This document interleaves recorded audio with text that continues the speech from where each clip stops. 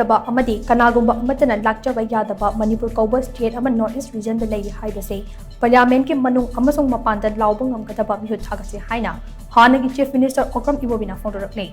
wafam masi Congress baban da pangthokpa tarang upagi thoram amada hannagi Chief Minister Okram Ibobi na phongdokkibani CWC के member के खांगम अमसुंग MPCC की president MLA के mega Chandra Congress party के मकोक थोंग official अमदे India block की लुचिंग सिंह याउना पांगथोक की बथौरम अदुदा ओक्रम इबोबी ना high BJP ना लुचिंग बत लेंगा कसिना चथरकलिबा अरान policy program कया असिगे मायोक्तल लाओबा ngamba अमसुंग कना अमतना लाक्चबा यादबा मणिपुर कौबा state अमा India दा लेइरि हाइबदो खंगहनबा ngamba मियाम की मिहुत थागतपगे तंगाई फदबा अदो हौजिकि chown लेइदे Pandam asi phangnabagi damak India block Manipur da yauminnariba political parties sina magi ideology amasung principle sing kathoktuna handaki mikhal asida consensus candidate oina Dr. Angamcha Bimol akoijam asi puthokpani mahakna makhatana hai leibak asida mahausa gi fibamna thokhanba thawong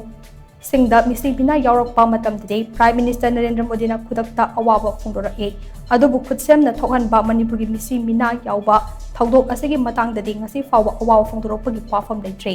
masidasu natana tha taraga mate faraklaba irang ase loishinbagi matangda karigumba wafam machet ama fawba kangthoktana leire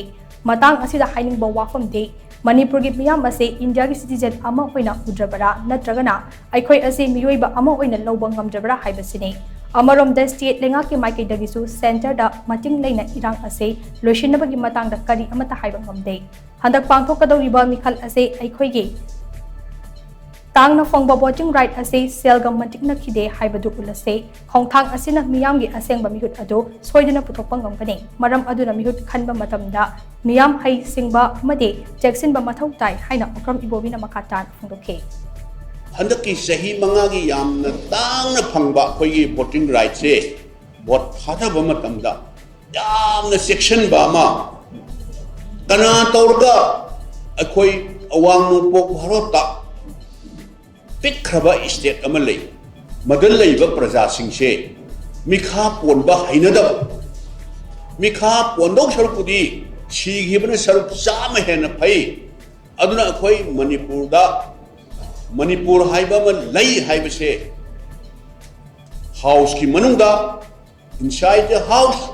outside the house noina tawriba se masi suk ya yaroi haiba se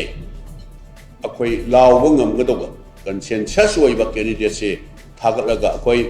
Manipur Kouba ma wangnu pok Bharat da lei mina namdaba yadaba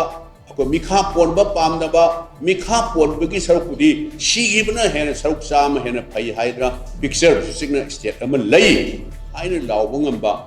candidate ta akhoi vote pi si haiba ai wafam khasi thamdarga swaja sum tension jage